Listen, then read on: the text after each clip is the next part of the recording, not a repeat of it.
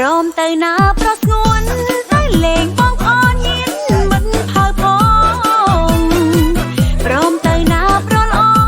ទោះបីជាក្រក៏មិនយូរកន្លងមកបាញ់ខំធ្វើការមួយជាពីរដងឲ្យតែបានប្របងជូនអូនទៅលេងស្រុក